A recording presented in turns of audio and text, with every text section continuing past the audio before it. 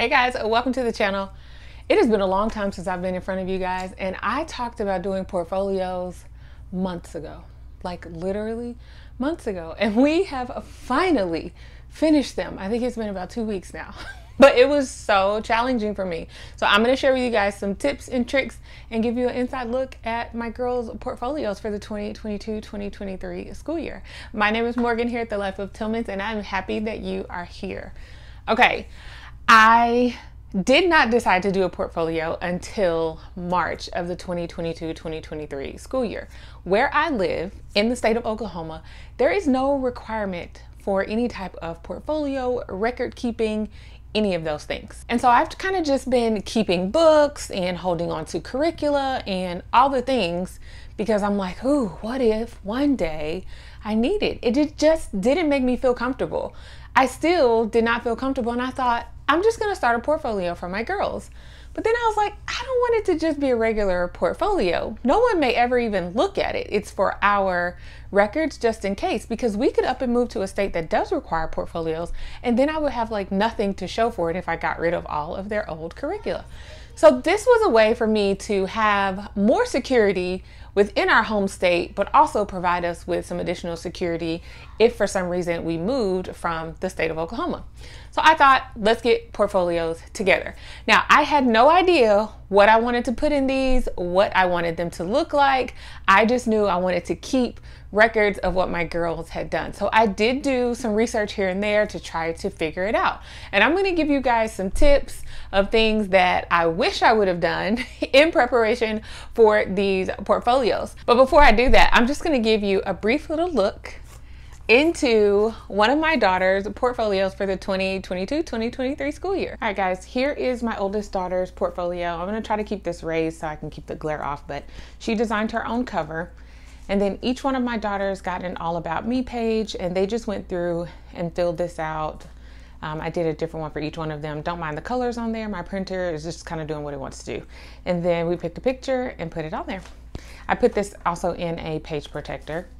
And then if they had any type of like certificate or anything that I gave them throughout the school year, I put that in the front as well.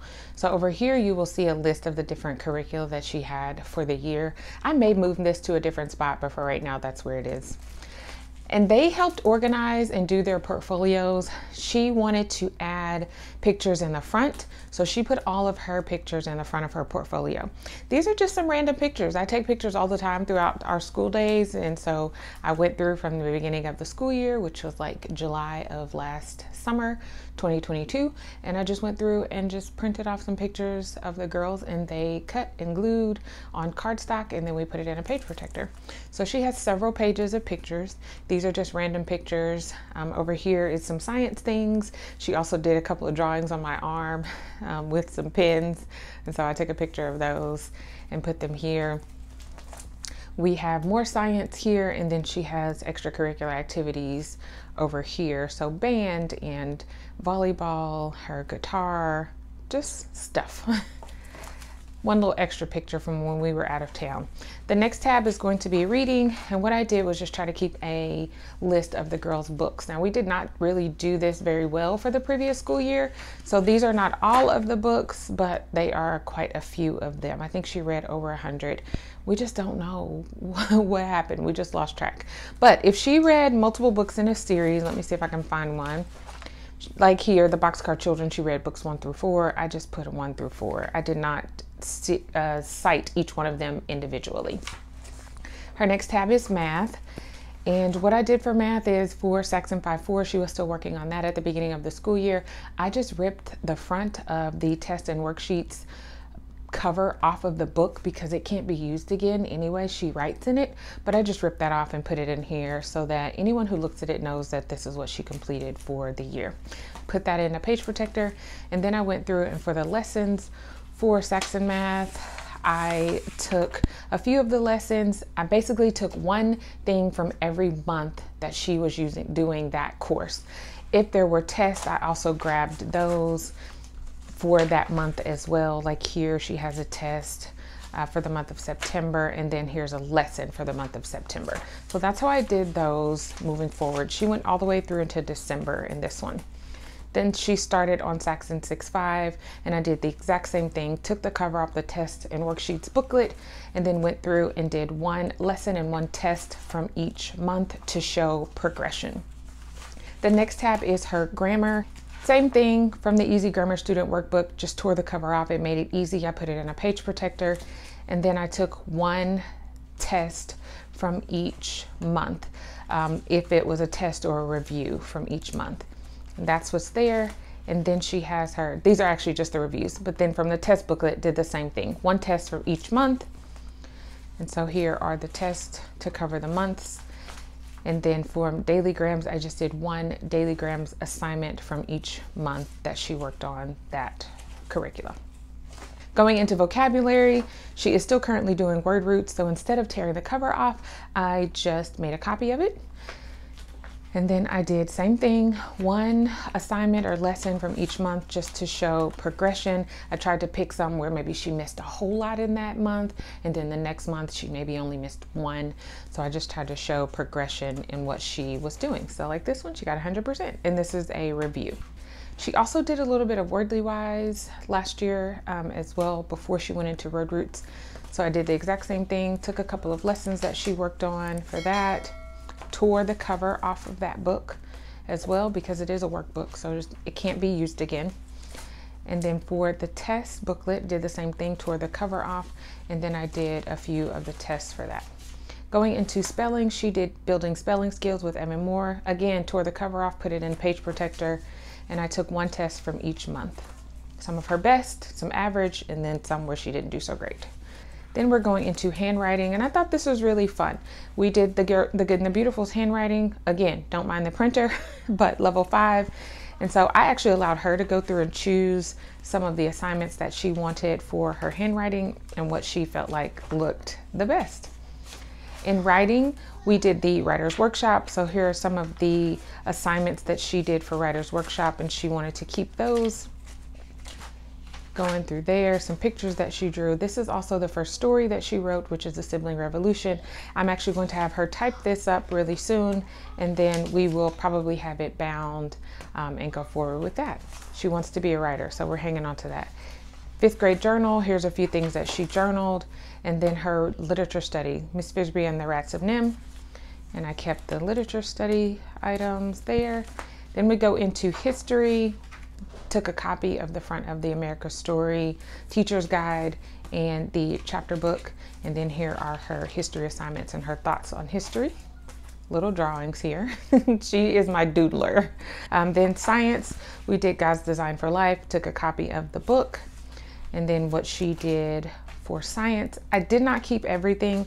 I tried to keep things if it had like some form of a diagram, anything she had to label, any work where they had to do cut and paste, or anything where they had to ask the family about, because that's always fun to go back and look and see what your family's traits were and things like that. So we did a lot of human body. And then when we finished human body, we went into some plants. So there are a few plants assignments that she has done that are in here. And then that is the end of her binder. Okay, so you've seen inside of her portfolio. Here are my tips and tricks and suggestions for the portfolios. So these tips are not in any specific order, but the first thing is, if your state has a requirement for a portfolio, at the bare minimum, that is what you need to include within your child's portfolio.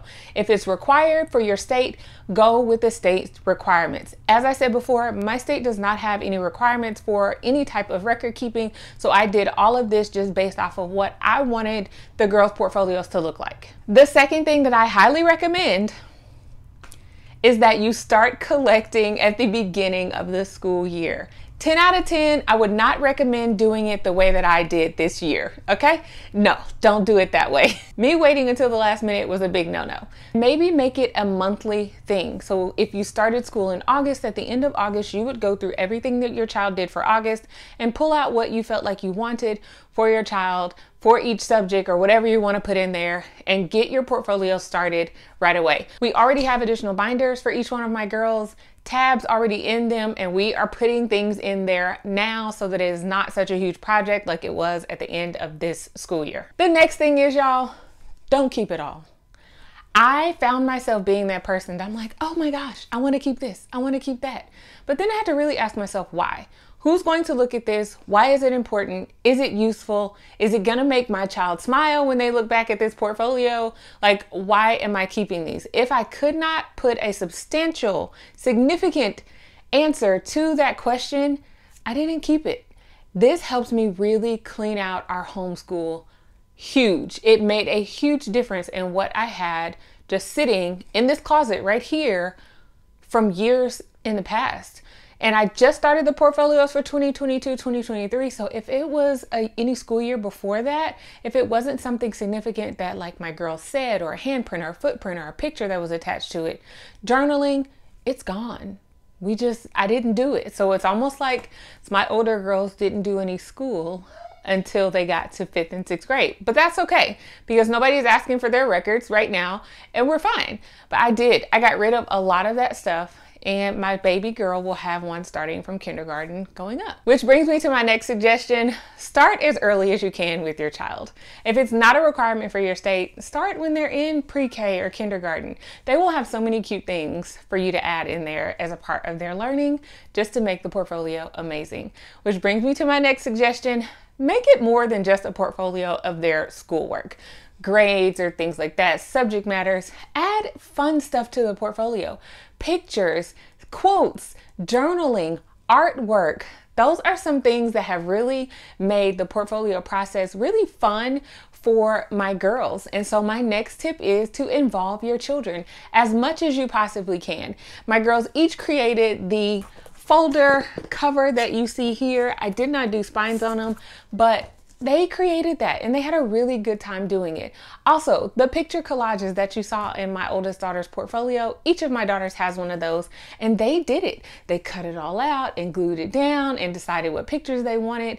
And I just printed off 100 or more pictures of them, and they went through and sorted all of them. It was a really fun time. They enjoyed it. And now these are not just regular portfolios. They are actual memory books. They have school records in them, but they also have fun, amazing memories from that school year. The next thing I did that I felt like it was a huge help was pre-planning what I wanted to go in there, like what tabs I needed, why I needed them, different pieces of paper. Was I going to do a list of their curriculum, book list? Those were things that I'm like, let me pre-plan this so I know exactly what I'm looking for when I go to get the material, even though I did a really late start. But if you pre-plan your tabs and everything, then you know exactly where things are going as you're building your portfolio throughout the school year. A couple of other things. I have multiple children. You probably do as well. They each got to pick a color. That makes it really helpful because I know that over the years, we're just going to stick with those same color patterns.